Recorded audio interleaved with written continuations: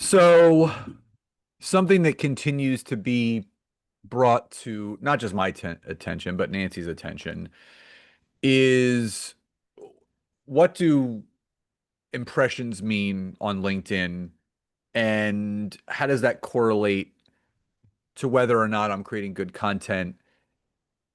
And it's a good question because I think there's a lot of people that don't understand how impressions work and what they actually mean. But I also feel that there's a comparison game that starts to be played when people are hearing about all these impressions that people are getting this, that, or the other. So, in today's training, in today's episode, Nancy and I are going to be just having a very open and honest conversation about the actual impression ratio that someone should be seeing organically on LinkedIn, depending upon the size of their network. But I would say more importantly, really debunking and kind of bringing to the surface some of the tactics that people may be using to quote unquote beat the LinkedIn algorithm to get more impressions through maybe some unorthodox strategies that may end up hurting those people in the end. But before we talk about all that, we've talked about this in previous episodes, but I just want to let everybody know that is either listening on the podcast or watching on social. Nancy and I are doing a free 3-day workshop called Clients on Command. It's your LinkedIn content roadmap to being able to get more and close more clients based on our content strategy. It is a free 3-day workshop from July 28th to July 30th from 12 to 1 p.m. Eastern Standard Time. It's live and recorded. If you're watching on social, just type the word workshop in the comments and we'll send you the link. If you're listening on the podcast, super easy. Just head to the description. You'll see the link right there. Get yourself signed up, and we do hope to see you there. So, Nancy, before I break down the what impressions are and maybe the ratio that people should be looking at,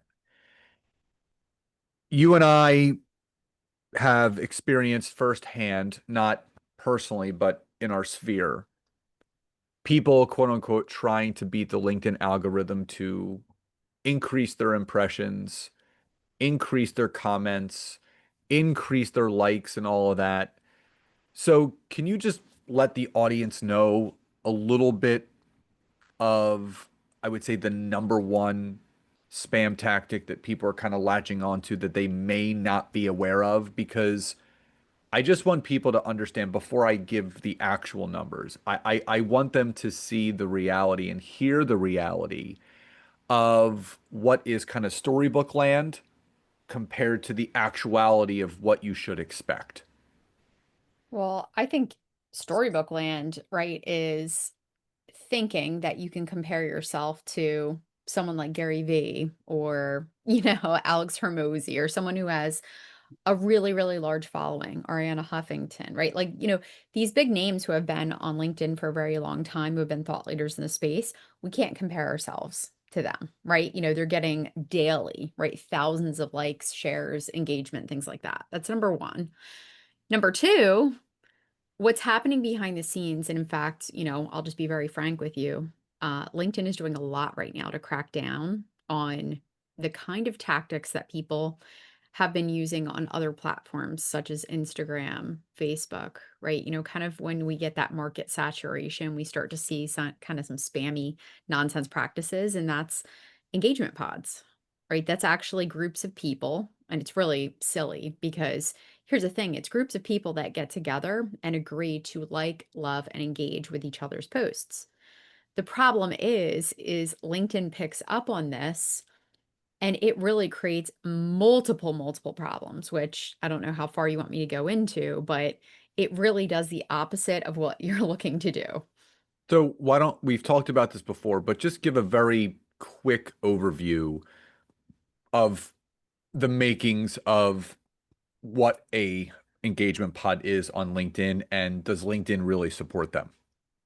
Yeah, I just said no to all of that.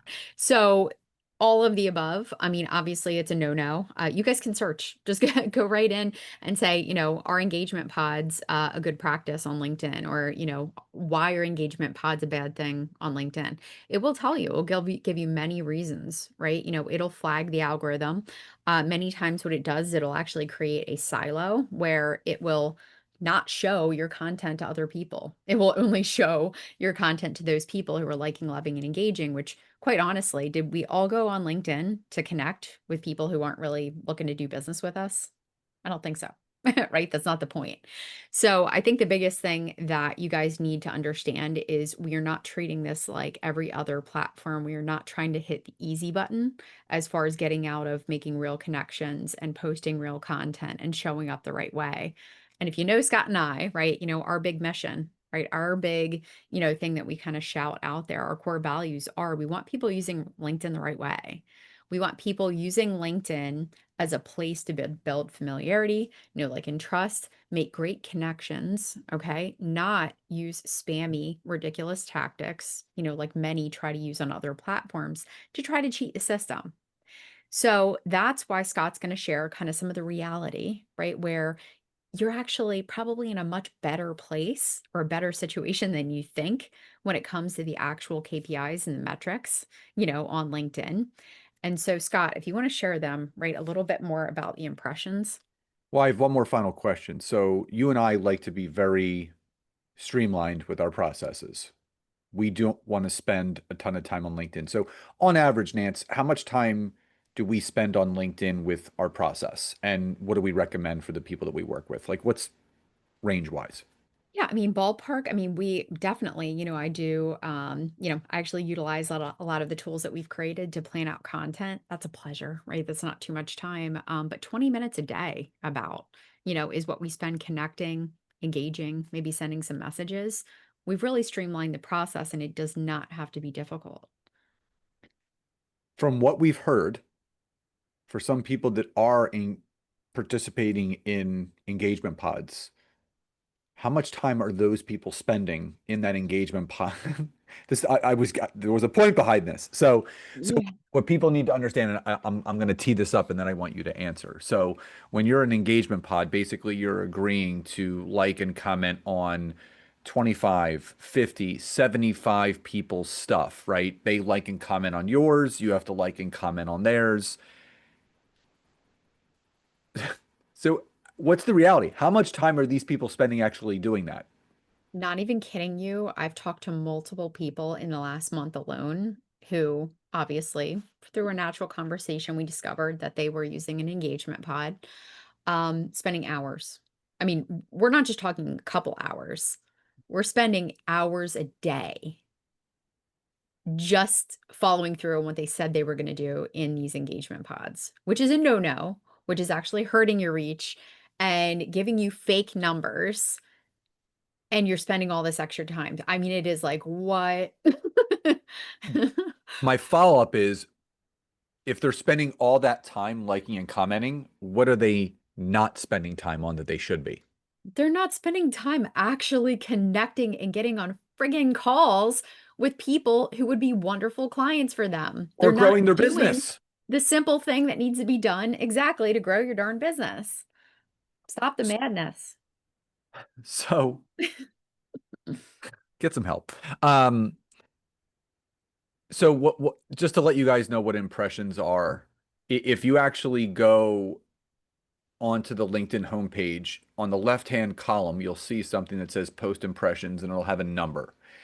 And if you click on that, it'll actually show you your impressions over the last 7, 14, 28, 90, or 365 days.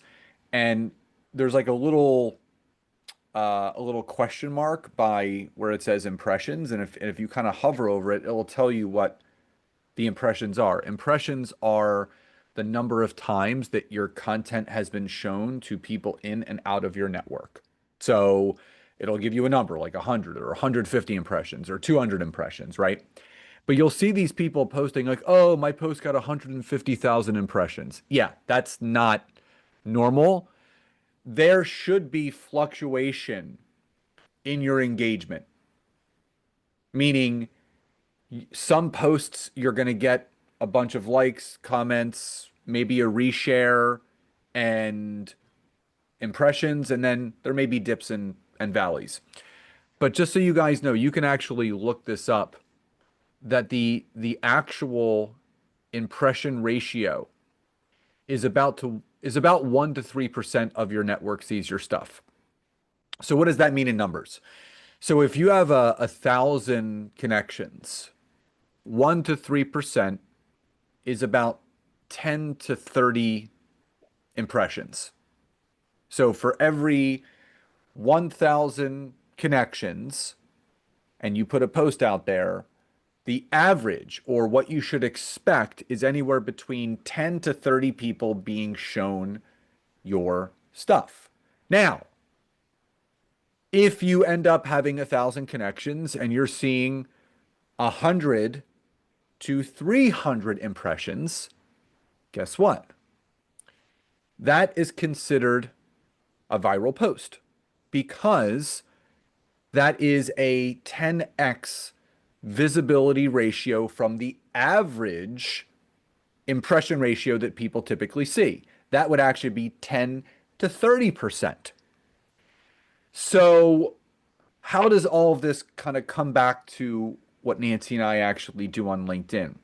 So, we've been testing a lot of different stuff on LinkedIn. Now, just to let you guys know, I have around 35,000 followers on my LinkedIn profile, which means I have a much higher impression ratio in sense like 1 to 3% for me is anywhere between 100 to 300 impressions. That's 1 to 3%. So as long as I'm seeing 100 to 300 impressions for my content, I know that LinkedIn is liking what I'm doing. And just to kind of give you a rundown, the last few posts that I've made, 219 impressions, 471 impressions, 308 impressions, 9,800 impressions, 1,400 impressions, 343 impressions, 632.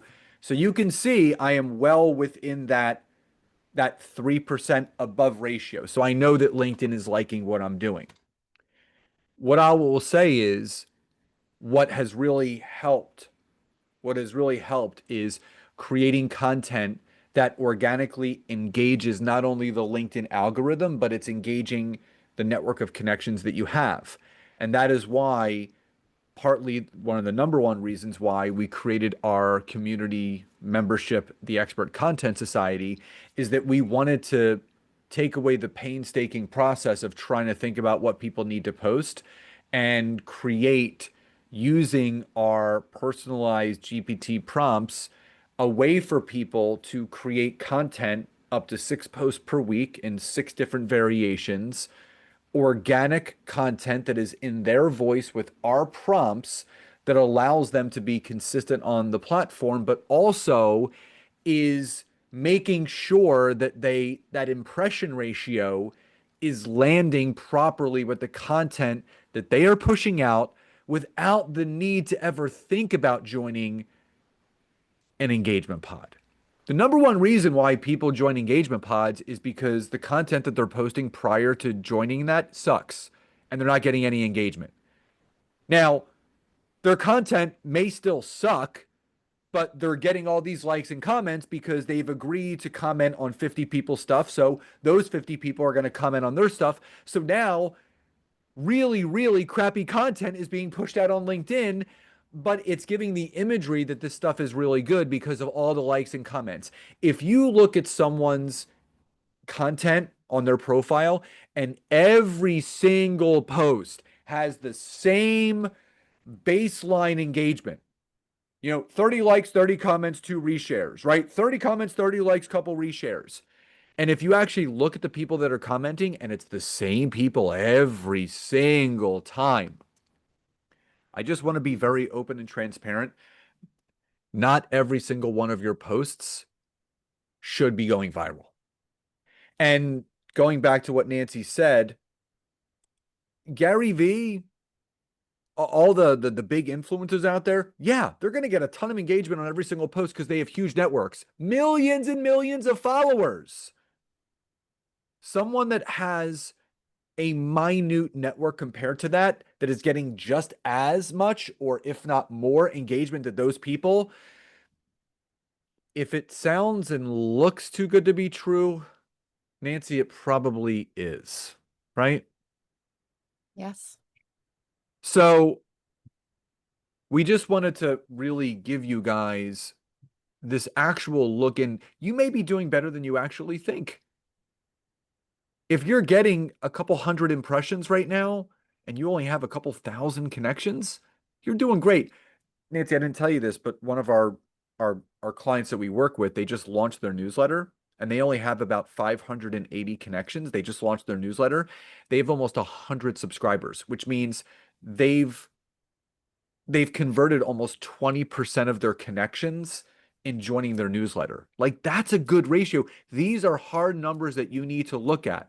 So remember, the actual impression ratio of your content is anywhere between 1 to 3%. If you're over that, you're killing it. You're doing a great job. And if you're not killing it, that's more of a reason why you need to check out the Expert Content Society, which we promise you, if you use our personalized GPT prompts for your content strategy, you will see an increase in your engagement, your visibility, not just with your content, but on your profile and your overall business.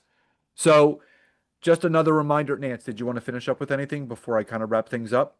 Nope. I think you covered it all. Okay. So, to Nancy's point, stay away from those engagement pods. Take your time back. Spend the hours that you should be spending on your business doing the things that you should be doing, not just commenting on other people's stuff. That's just madness. It's just gross. Anyway, don't forget that we have our free workshop coming up from July 28th to July 30th, 12 to 1 p.m. Eastern Standard Time. It's called Clients on Command, Your LinkedIn Content Journey. We're going to be teaching you this entire structure, but also if you're interested in learning more about the Expert Content Society, we'll be talking it more in the workshop, and we will also leave the link to you can check it out ahead of time. If you are interested in signing up and you're listening on social or watching on social, just type the word workshop in the comments. We'll send you the link. If you're listening on the podcast, just head to the description. We will leave the link there so you can get yourself signed up. So everyone, we hope you enjoyed today's episode and today's training. Love and gratitude, and we'll talk to you next time. Bye-bye.